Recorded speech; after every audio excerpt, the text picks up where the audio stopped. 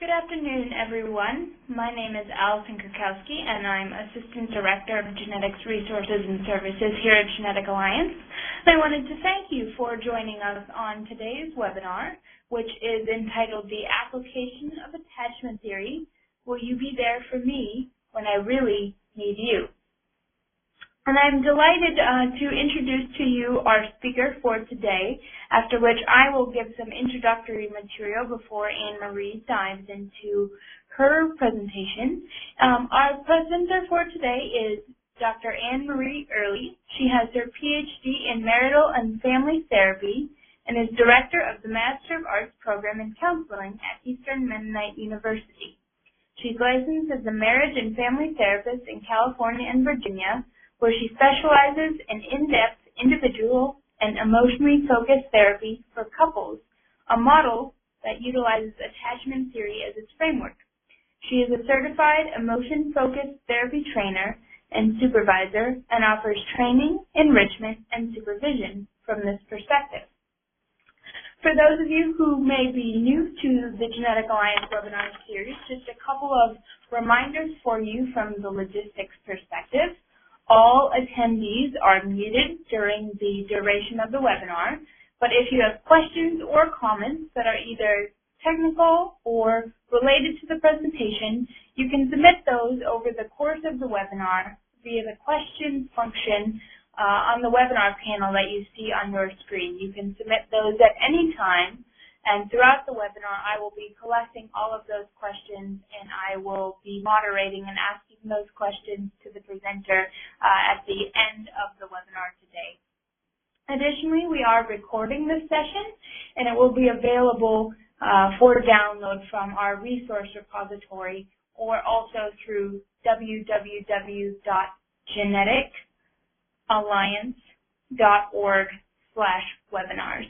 And also, I will give you this friendly reminder up front to please fill out the survey that you will find when you exit the software at the close of today's presentation.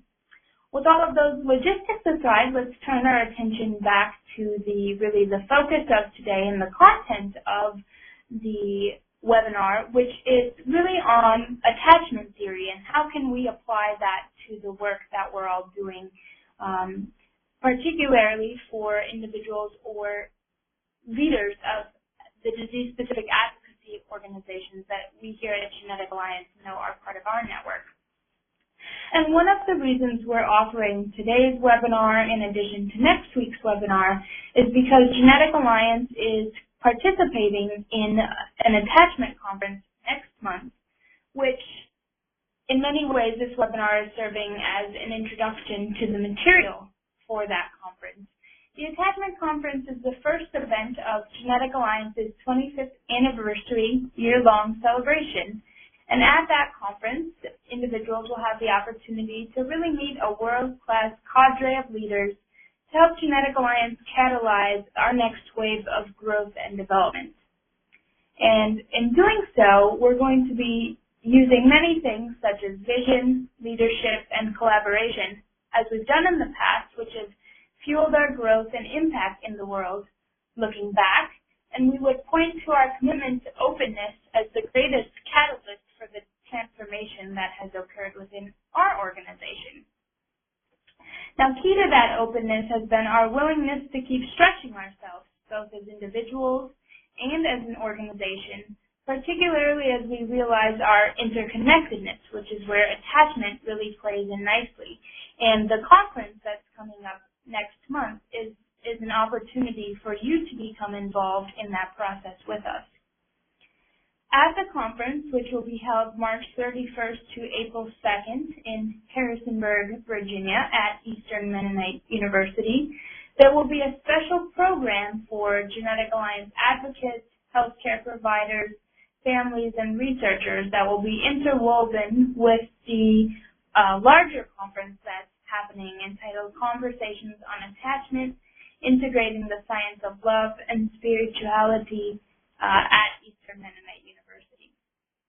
In that specific Genetic Alliance track, issues and concerns surrounding the care of individuals, energy of advocacy, necessity of counseling, provision of health care, and significance of research on genetic conditions will all be used as a starting point.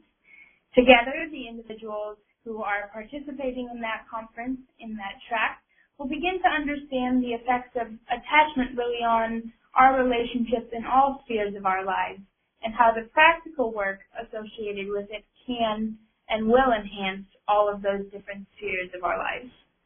So that's a little bit of background on the attachment conference that is, again, coming up at the end of March, the very beginning of April. And before individuals get to that conference, we really thought it might be helpful to have some background on attachment theory. So to really think about attachment in general, attachment is not specific to a particular chronic health condition or even genetics, but it's really innate to who we are. And John Bowlby, who's the father of attachment theory, really defined attachment as a lasting psychological connectedness between human beings. So human beings are really social animals at our most basic level. And what attachment centers on is the understanding that we as human beings need connections. And these connections to other people are especially important during times of stress.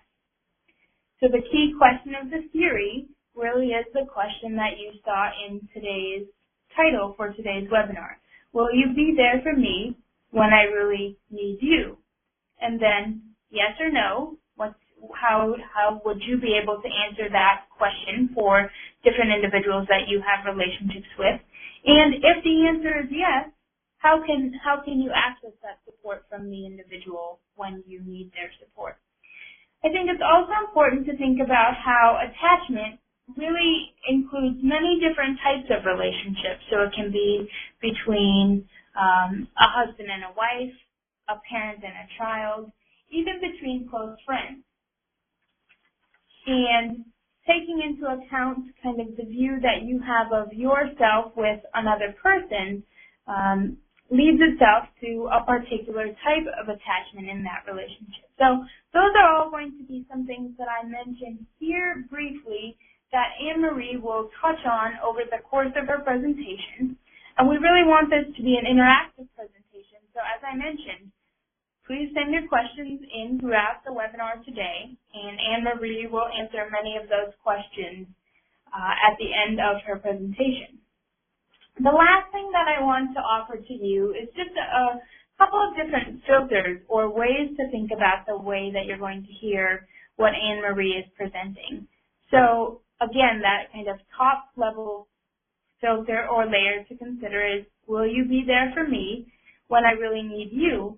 And it can be asked from a point of view of a family member who is ill. It can be asked from the point of view of a family member who is healthy but affected by someone in the family because of their illness. Or it can also be asked from your own point of view as maybe a caregiver for someone who has a genetic condition or a chronic illness. And so thinking about who is there for me as a primary caregiver when I really need them. So I lay that all out there for you as some food for thought, and now would like to again thank Annmarie for joining us today and turn the presentation over to her.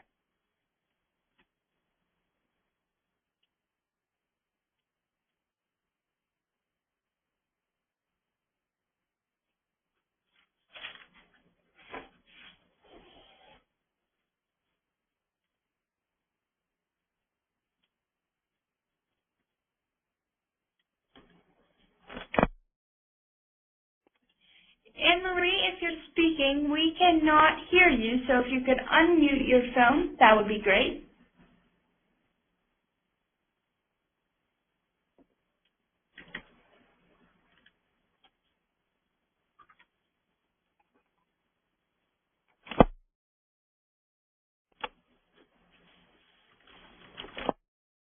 Can you hear me now? Yes, we can. Excellent. Oh, wonderful. Like I was saying a couple minutes ago, you were cutting in and out, Allison, so if you have any problems hearing me, please let me know.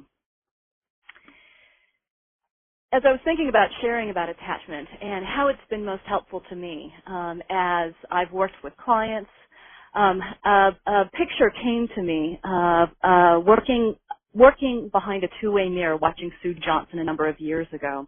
And I thought this would be a nice way to begin to be able to share how important attachment theory has been. It was about 15 years ago, maybe 16 years ago, and I was up in Ottawa being trained in something called emotionally focused therapy.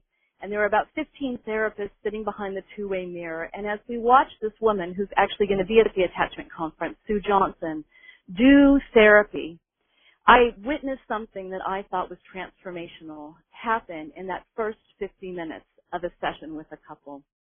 And what I saw that Sue Johnson did, first, having an enormous capacity to hold the humanity of the people sitting in front of her and the belief that change is possible. I saw her work with these people in a way that I had never seen any other clinician work before, where she was able to enact change quicker in 50 minutes than I probably could in a year of working with couples.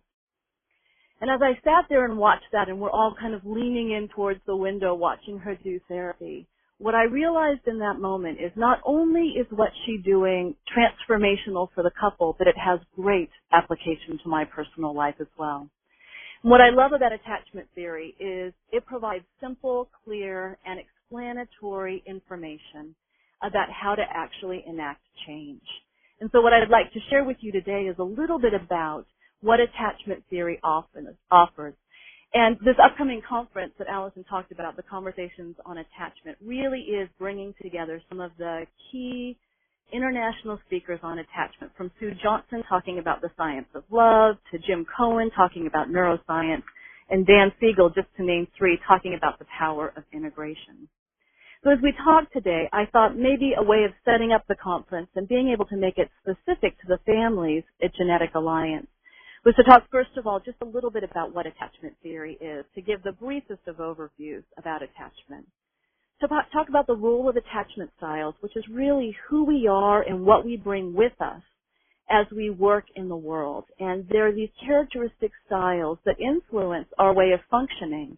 And what we'll talk about today is attachment is really about emotion regulation. How do we deal with emotions, and how do we deal with them on the inside? We'll talk a little bit, and this is very specific to the context at Genetic Alliance, is what happens when chronic illness leads to chronic stress. And we're going to frame that as danger to the system. And then talking about going to the heart of the matter, what are some really good key strategies to be able to override that danger system and to be able to create bonding. And then what I'm going to end with is talking about the power of rupture and repair, but I'll leave that until we get there. And so what I set up for you is this key phrase, and really this is the most significant phrase. And I would just have you stop for a second and think about the last movie that you've seen, really compelling book that you've read. And what I offer to you is a promise that if it has relational components in it, this key relationship question is there. And oftentimes it's actually framed in this exact way. He was not there for me. She really was there for me. That we live our lives based on this. Will you be there for me when I really need you? Because whether we like it or not, our lives are in the balance of danger and safety. When we feel safe and secure, we have a sense of connection and protection. We feel warm and we're able to achieve our goals and to live a well-adjusted, healthy life. What happens, though, is when danger is involved, these alarm bells go off on the inside. And I use the example of snakes. So say we're out in the forest and we're taking a walk, and it's a beautiful day and the sun is shining, and all of a sudden you have a reaction. And you literally jump back before you look down at the ground and you see there's a snake at your feet. And what we know is that our amygdala processes information much more quickly than our neocortex, so we are acting and reacting before we actually think what we're doing. That's really about fight, flight, and freeze. And we know that our cortisol levels go up. Well, when we're in that sense of danger, we begin to look for our others that are significant to us during times of stress. And we call it proximity-seeking behavior. Well, part of the reason we do that is because we use connection to regulate. We use our significant others, our will you be there for me when I really need you others to help us to contain and to feel safe in the world. Unfortunately, when we don't have others that are there for us, these rigid patterns tend to take over and we end up getting stuck. So attachment theory really offers a way of understanding how to connect most effectively, especially with limited resources. And it really provides a way of understanding the cycles of distress and providing a map for repair. So as I think back to my time in Ottawa and how transformative it was for me to be able to see this theory being applied and having it make incredible sense of my personal life, it really is a lens. It's a way of seeing the world, being able to understand what's going on. It helps us to focus on the most salient, most important aspects of human experience. I think it really helps me to understand my own behavior, how I act and react in situations so that I can do things differently or get more of the things that work, and that consequently helps me to engage more effectively with others. So here are some of the attachment dynamics that we just take as assumptions about attachment theory. First of all, it's an innate motivating force, meaning it's in all of us organisms. It's wired in adaptation mechanisms for survival. It's what keeps us alive. That basically that relationship and connection is really necessary for health on all levels, physical health, emotional health, and our well-being, as well as our just basic survival needs. Another assumption about attachment, and you can think about your own life. Think about those critical incidents that have impacted you. And it's often said it's not what trauma you suffer, but whether you go through it alone that makes the difference. And so one of the assumptions in attachment is that alienation and loss are inherently traumatizing. And what happens is when we feel those feelings of loss, of fear, of uncertainty, it leads to a sense of insecurity. We're not quite sure where our feet need to be planted on the ground. So what we do as kind of social creatures in the world is we seek proximity to our loved ones during times of stress. We use our caregivers and our loved ones to help us to regulate in the world. Another thing that we know about attachment now is it's not just between young children and their caregivers. It's active across the lifespan. So it's part of our adult relationships, our adult love relationships, anywhere where that question, will you be there for me when I really need you, is active, attachment is there. And what happens are these ways of relating lead to characteristic styles that are developed. As Allison mentioned, John Bowlby is really the father of attachment theory, and he was the head of the Tavistock Clinic in Britain right around the end of World War II. And he was pitted in the middle of this kind of conversation between people who are psychoanalytically oriented and behaviorists. And these voices really didn't take into account the real lived experience of the relationship of the caregiver and the child. So John Bowlby, both his work with war orphans after the war as well as his work in the hospital, led him to do research on observing the behavior of these children and their caregivers and what happens during periods of separation. And what he found, which isn't so revolutionary today, but it was back then, is that the relationship with the caregiver is central to a child's health, not just during those moments, but over the lifespan.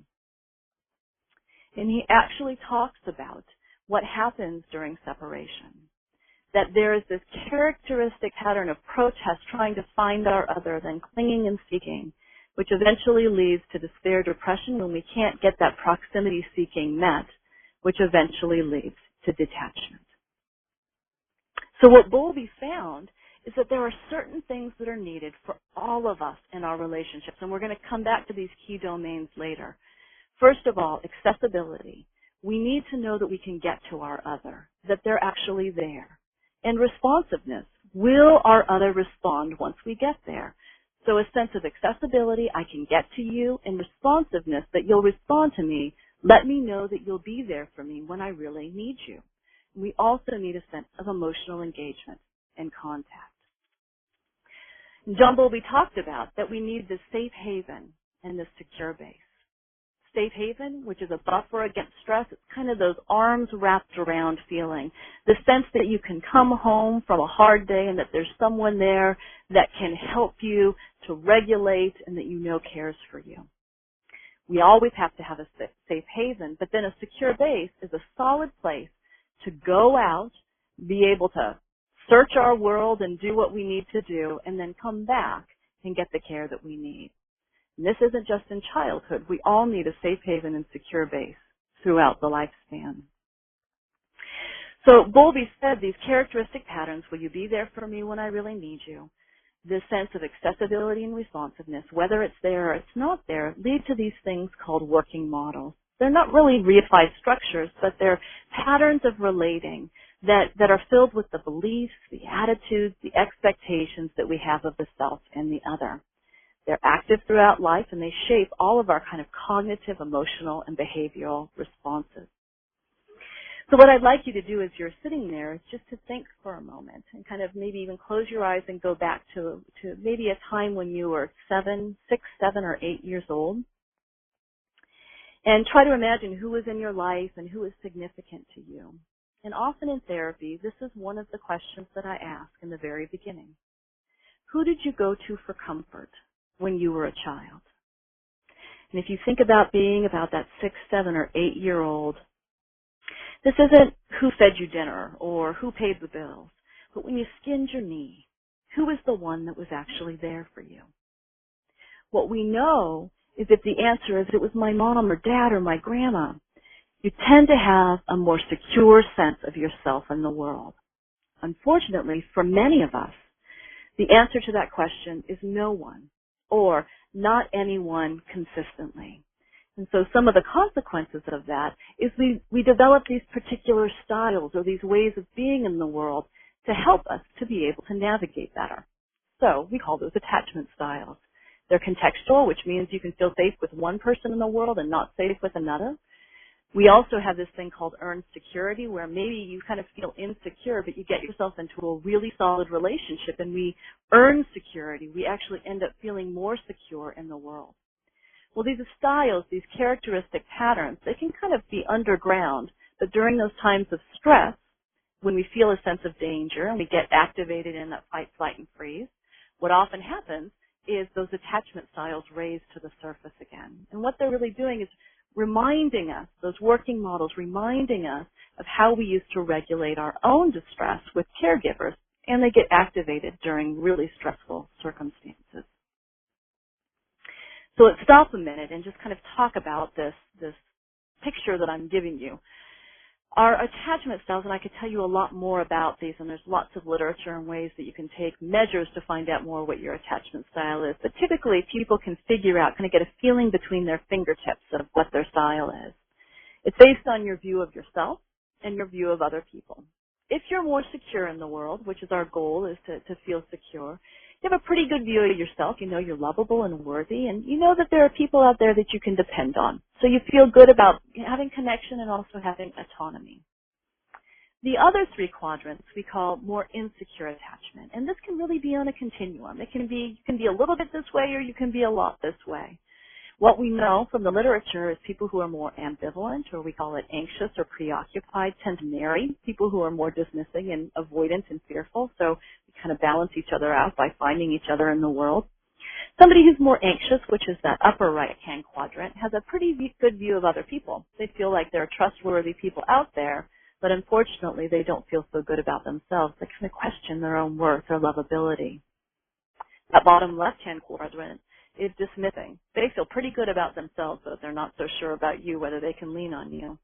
And then the more avoidant and fearful, which is the realm that I tend to, when I'm in an anxious place, take up myself, which is I'm not so sure about you and I'm not so sure about myself. The good news is, being in a relationship over a number of years, I can say I'm much more secure today than I was years ago, but unfortunately those early childhood experiences really do impact kind of how we feel our feet on the ground. And we're going to move pretty quickly talking about chronic stress and what that does to a system, but our goal would be for secure attachment, both for ourselves to feel secure and also for our loved ones around us to feel secure. So let's talk a little bit about what that looks like. You've got those accessibility and responsiveness, sense of emotional engagement and contact, which creates the safe haven and secure base. And really what that is the knowledge that one can count on a loved one during times of need. And it's been put in a very beautiful way, and it creates a lovely mind picture. It's being held in the mind and heart of another.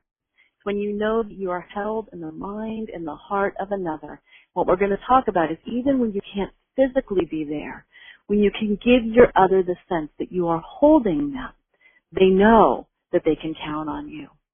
What happens if we can communicate that to our significant others, or if we can feel it for ourselves, it's linked to resilience, it helps us to deal with stress, it helps us to cope, gives the ability to seek help when needed, and we can be much more flexible. And the good news is if we can get ourselves in solid relationships, we can earn that security that we really want. For those of us out there that may have a little bit more insecurity, it really does have implications for how we parent, how we engage with our partners. So let me just go over that very briefly. If you tend to be more anxious in the world, what happens is, if you remember me saying that attachment is really about emotion regulation, is what you do is you hyperactivate. You tend to get anxious during stressful times, which can lead to things like being controlling and clinging, but you're very alert to threats. And separations and betrayals can feel very activating on the inside. If you're more avoidantly organized or dismissive, what you do is you go cool on the inside. You stop yourself from seeking proximity because it didn't help you during childhood, and you tend to create more physical and emotional distance. And so what you do is you dismiss your own needs, but unfortunately, you end up dismissing your loved one's needs sometimes as well. Well, what those styles do is they influence how we engage. They influence how we engage with our children. And if our children tend to have a different style than we do, they can kind of mix with each other. So we'll talk a little bit more about that. What happens in a spousal relationship, and we'll talk especially during chronic illness. And Sue Johnson, my trainer, has done quite a bit of research on looking at chronic illness in children and what it does to the spousal relationship. What happens is these relationship dances we all get into, they're pursue, criticize, defend, withdraw. So pursue, I try to come after you, the defender kind of pushes away. Well, it gets more rigid and more intense when we can't move through it and actually make contact. So that's one of the consequences. Attachment styles are we able to get the care that we need, the help that we need from the community, and I think specifically for folks in Genetic Alliance, respite care, and how and I'll want to hear much more from you about what the lived experience actually is, of how do you get the care that you need. Finding resources for yourself, and then just how do you care for yourself? Do you tend to overwork yourself? What happens? How do you regulate and get the connection that you need? So thinking about chronic illness leading to really being a chronic stress state, what I want to say, first of all, is that you all are the experts, those of you who deal with this day in and day out. And as I thought about this talk, I can't even imagine speaking into the lived experience. I wish it was a dialogue where I could ask questions and you could help me understand what it feels like. But here would just be some of the things to point to that happen on a daily basis when you're in a chronic stress state, or a state where chronic stress kind of comes back again, almost on an intermittent reinforcement cycle. Alarm bells go off, you're in that fight, flight, and freeze. Your attachment system gets activated, and that proximity seeking is going to increase more on a daily basis. I can only imagine that the focus would narrow and these cycles would become fixed, partly because you're just dealing with caring for someone in need, caring for all of the needs, you're focusing and narrowing down the field. There can be an avoidance of processing because it's just too much, and that, of course, impacts the relationship, and there's quite a bit of research that it actually has some physical and immune functioning implications as well. And if you all know, all systems are impacted, not just one. So some of the things to think about as we talk about contextualizing attachment theory is thinking about each individual and what does each person need, including you, not leaving the you, the caregiver, out of that picture. What really lets your other know that you're there for them, and what kind of care is most important. So I talk about going and meeting the core need. How can you, and one of the questions is, how can you be there when you can't actually be there? You can't physically be in multiple places at once.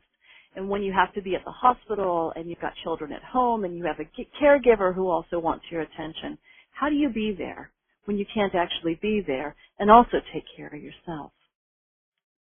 And I'm not sure I have any great wisdom to give, but when I think through the attachment concepts, I think they help to guide where to put your focus. So if we think about safe haven, one of my favorite parent educators is Barbara Colaroso. And she shares about having to lead and do lots of public speaking. And one of the things that she would do for her young children is she would leave night bedtime stories on tape. So her children, even though she couldn't physically be there, they could feel held and contained by her voice as she read them a bedtime story and as they turned the pages, listening to their mother's voice. Well, this was years ago she said this, and I imagine with technology, with Skype, and I can even just see the picture of the child sitting at home with a book on their bed and the mom having the same book and being able to read the story live, even though you're not present.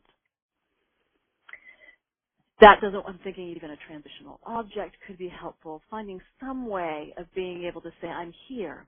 I'm carrying you in my heart and mind, even when I'm not physically present. Then secure base.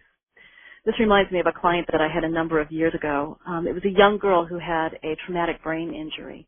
And she had probably one of the most lovely, beautiful mothers on the planet who had provided an incredible safe haven for this young girl who was really struggling for some autonomy in a world where just some of the basic challenges of getting places was challenging. And for this mom, we had to work on how to provide the secure base, which was really the provision of space for this young girl when it was very small steps that she was taking. And the consequences really were life and death. And so we worked together to find creative ways, little small micro steps to be able to take. And we celebrated every success that she had, little bit by little bit, being able to move the safe haven to be able to provide the secure base. And I remember very clearly even just going through the steps of being able to get on the bus and to be able to follow that through and end up where she was supposed to be. And this mother carefully and attentively dealing with her own anxiety as this young girl learned to master a task that to her felt like the whole world. Being accessible and responsive, really remembering those key domains helps to meet that core need.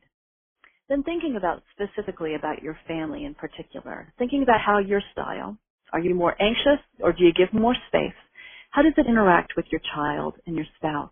And if you just play a couple of these through your mind, if you tend to be more anxious and then your child's anxious, lots of anxiety might be flowing.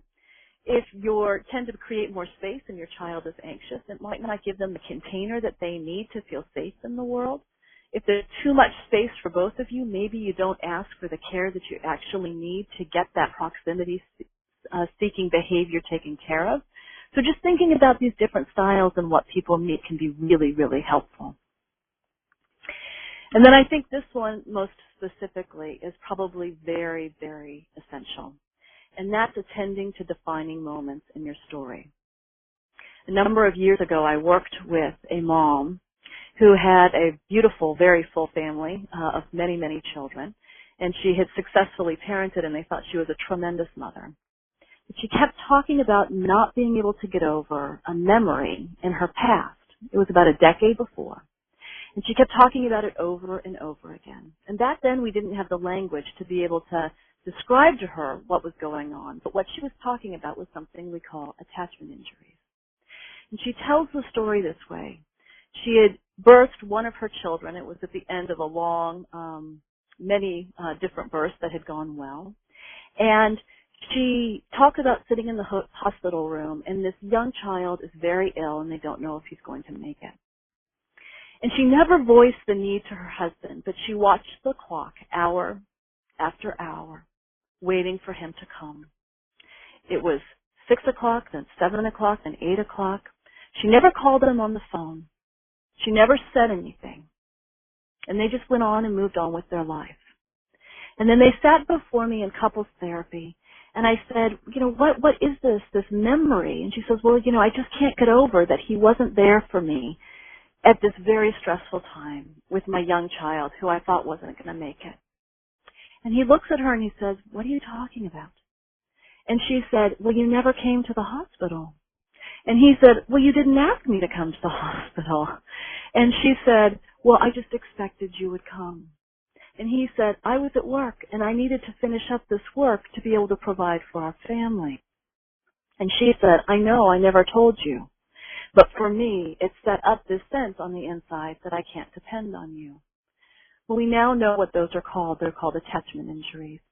And it's an abandonment or a betrayal at a key moment of high need. And when you're dealing with chronic stress due to chronic illness, I can't imagine that a number of people don't struggle with this. What happens is it becomes a defining moment in your story. It's an indelible imprint. It can either be a specific incident that happens that moves you from security to insecurity, or it can just be a symbolic marker that says, "Yes, I knew it. That person wasn't going to be there for me." And you can very simply see if you have one of these by asking the question, was there ever a moment when you felt like blank wasn't there for you? You might want to just stop and think right now, was there ever a moment when you felt like blank wasn't there for you? What we know is these can be healed. We can go back and we can repair them. But if we don't do that, it literally changes our brain chemistry, and we can't think our way out of it. As much as we tell ourselves that it's crazy, we know that person's going to be there for us. It's like our body knows. Fight, flight, and freeze has shown us. So we need something more powerful to override that and help us to bond. So one of the things in attachment to attend to is your own partnered relationship, whatever that might look like. Are you there for each other? Was there a moment in time where somehow you felt abandoned? And if so, how can you go back and repair that? Are you stuck in a dance that really keeps you trapped so that you can't depend on each other? And what we know is if you're unable to share, it creates greater stress on the system. So I offer to you Susan Johnson, who's my trainer, who will be at the conference. Her popular book, Hold Me Tight, is a beautiful, very accessible book that can help you to work through 7 conversations to deal with some of these moments that may be difficult in your relationship and try to override it and create a bond. Because what we need in attachment more than anything else is to create that emotional engagement, to increase comfort and support. It helps us to have a buffer against stress, and it keeps further crisis from undermining our relationships. And then another thing that can be really helpful is to hold and contain versus explain, especially when you feel like you're not doing a good enough job. We want to explain why we're doing what we're doing. But we talk about it in therapy, staying with the what and how and avoiding the why. And just being able to validate and reflect, especially painful and hurt emotions, can be incredibly healing for the person who feels wounded. And John Bowlby talks about functional anger versus dysfunctional anger. Functional anger is the anger of hope. It's moving towards something and it wants something, versus the anger of despair when you've given up.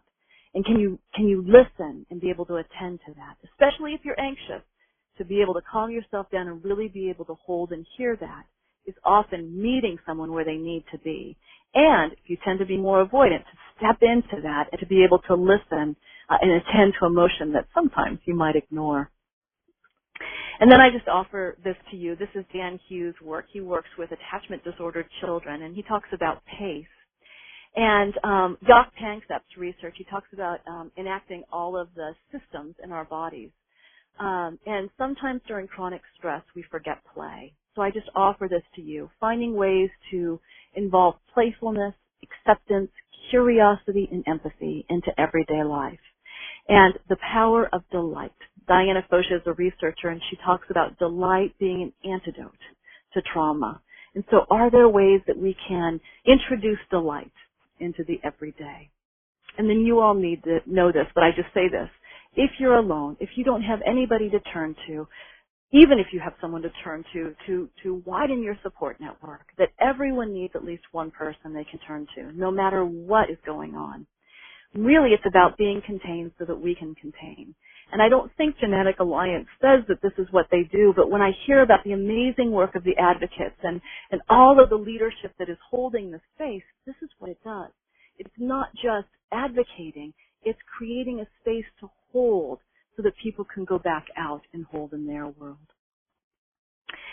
And then I shared this with you. I've just got 2 more slides. The story of Owen and Mzee. And we find attachment in some of the most unexpected ways. And this is a story after the tsunami. This young little hippo lost its family and was put in an enclosure in Africa with this old 130-year-old tortoise. And what happened that just surprised the world is this young hippo created an attachment bond with this beautiful 130-year-old tortoise who taught this hippo how to swim, how to forage for food, and how to come and find love. And so for us to think outside the box, if they can do it cross-species, mammal to cold-blooded reptile, what are the ways that we can be able to create attachment and provide that kind of care for one another that we might not have even thought about? And then I end with this, and I think this is incredibly powerful research.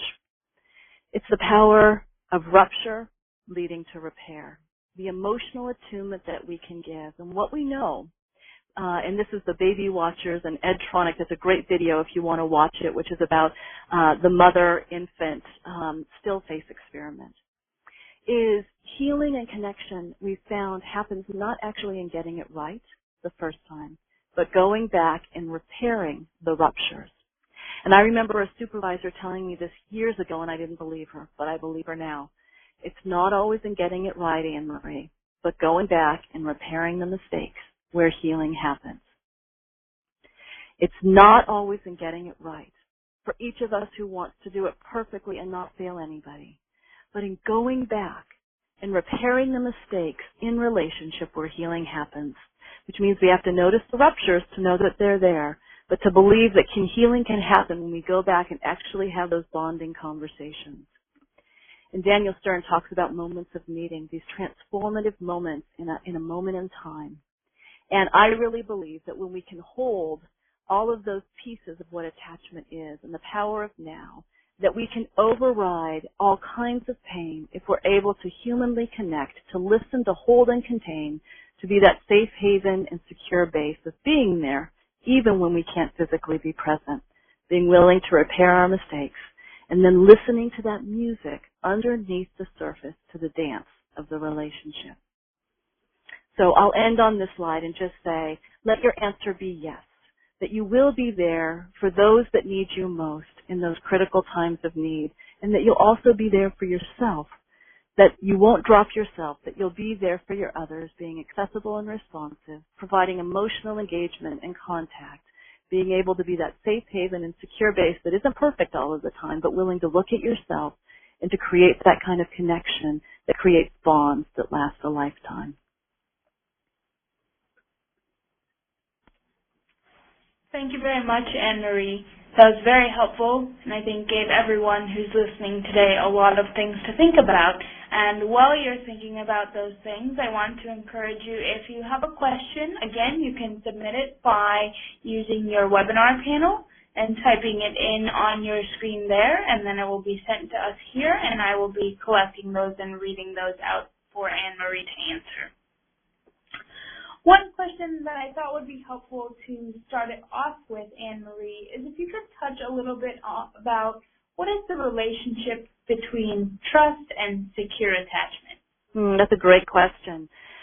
Some of the things that I mentioned before, trust is really built over time. And so it's not just by our words, but it's our guts getting that we really can depend on another person. And so true trust is built on that accessibility and responsiveness over time that leads to those working models that say, you know what, that person's always been there for me. I know they're going to be there for me now. And even if they let me down, I can hold on to that memory that they've been there for me in the past. And so that's really where secure attachment is built. And I can't tell you the number of stories that I have heard from clients where they talk about having an incredibly painful childhood, but they'll remember the one teacher that believed in them, and they held on to that memory of the teacher for the rest of their life, and it helped them to get through the difficult times. And so it's not just saying, I'll be there for you, but it's when our body gets, yep, I know that I can depend on that person. If the house was burning down, they'd come and save me and help me to get out of there.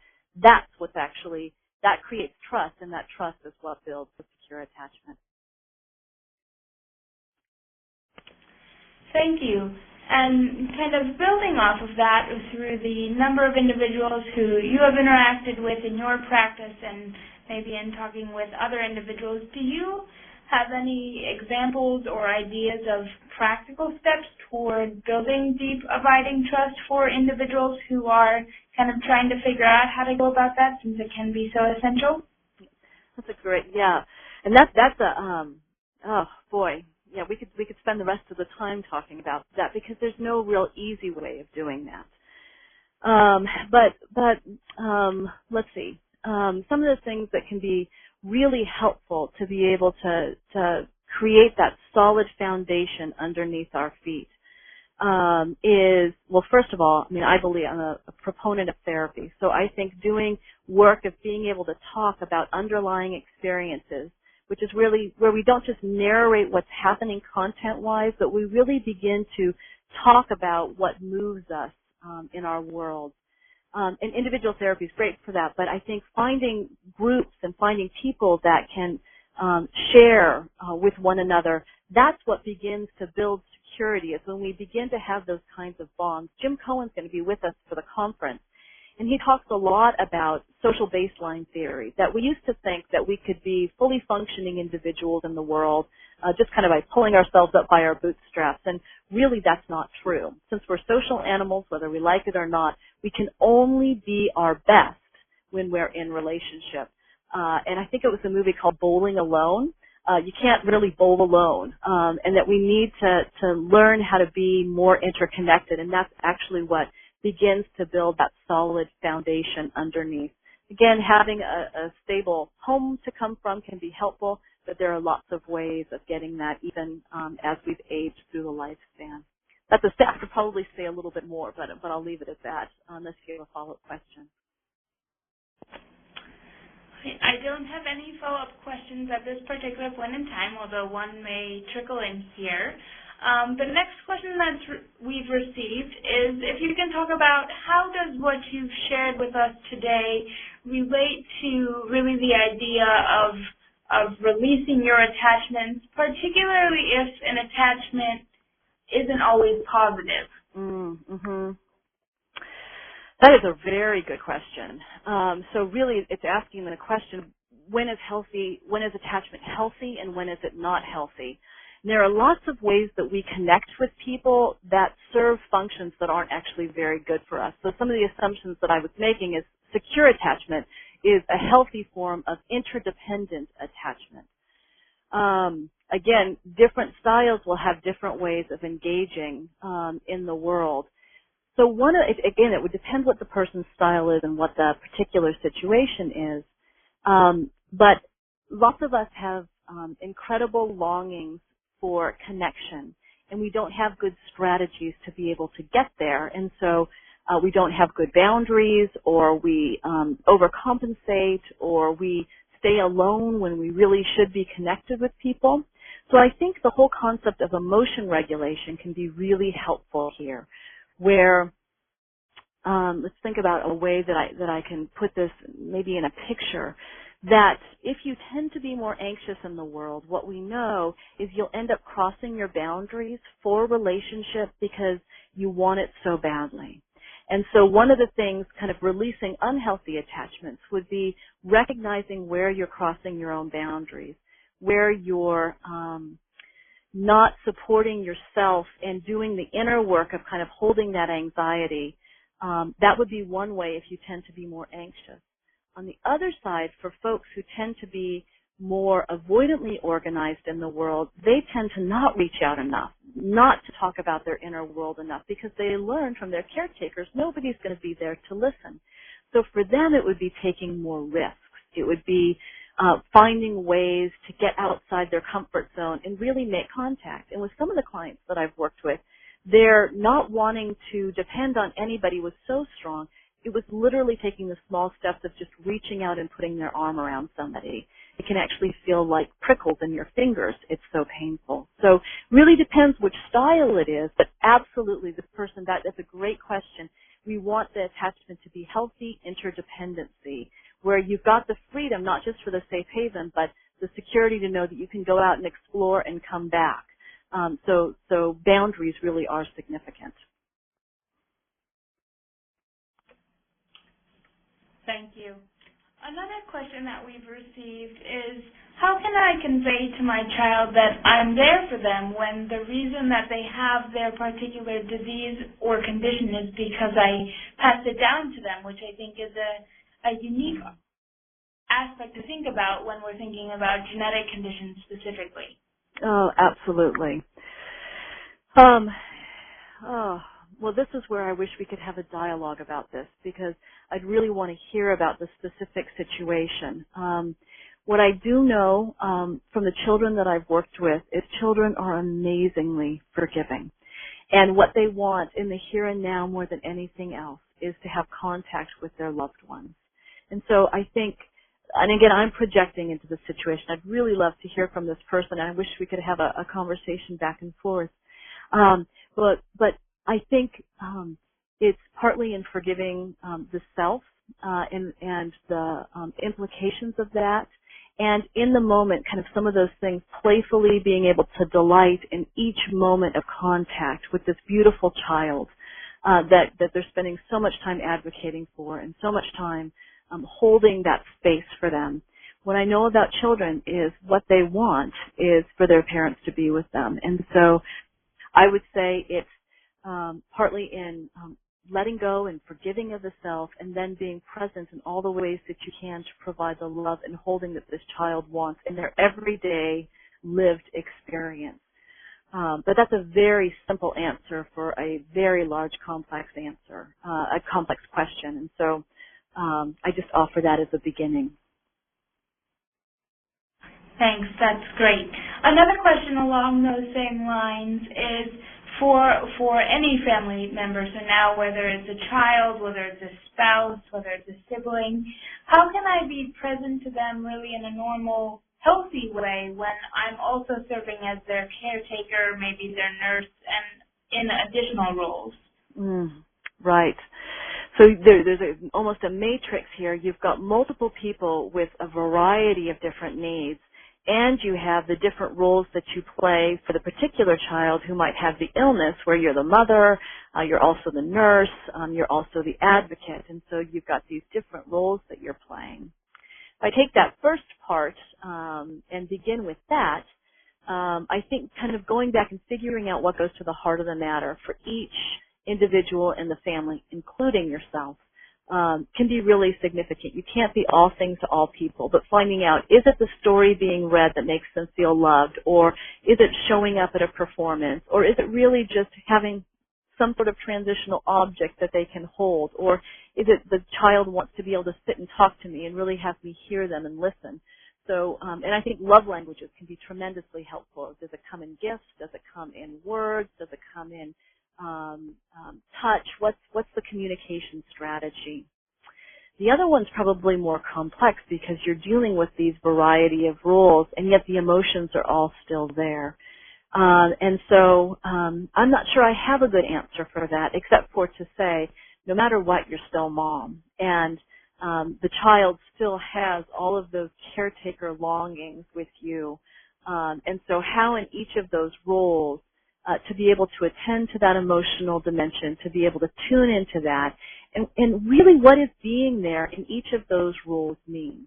Being there and being able to provide that physical, almost nursing care is probably very different than that emotional presence versus maybe even being the one who sets the boundaries and allows some pushing up against. And so what does being there really mean? What's accessibility and responsiveness really look like in each of those different roles? And I think I'd want to define them and kind of parse them out and then talk about what actually can be met and what can't be met. And are there ways even for getting some support if you're not able to meet all of those all of the time, especially when the needs can be so great? Great, thank you. And I think the last question that we will ask you before we kind of wrap up with some of our logistical pieces is one that is about, what can I do when I feel that there isn't anyone to be there for me? Mm-hmm. What can you do when it feels like there is no one there to be there for you? the cry in my heart is, I want you to find someone. I want you to find at least one person in the world that no matter what time of day it is, no matter what, you know that you can have one person to lean on that can listen to you and care for you. And unfortunately, what we know from the researcher is, especially during chronic stress, is often the partnered relationship takes the most toll. And so that person who should be there for you can actually be the one that's creating the most stress. So whether you're alone or whether you have someone there for you, but it just feels like they can't be there for you and healing isn't going to happen overnight, I think this is where advocacy networks are incredibly important, not just for dealing with the details, but for dealing with the emotions. And you have this incredibly dynamic system, and just the way I hear about it, amazing people. And so I think that there is lots of care that's there, and I would want to access those resources and networks, get respite care if you need it, but really be able to lean on one another in those core ways that really make a difference.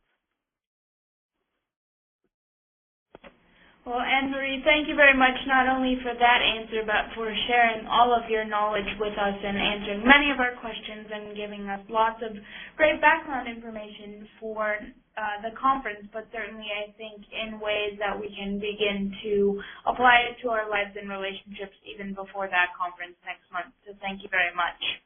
You're welcome. It's been lovely. Thank you.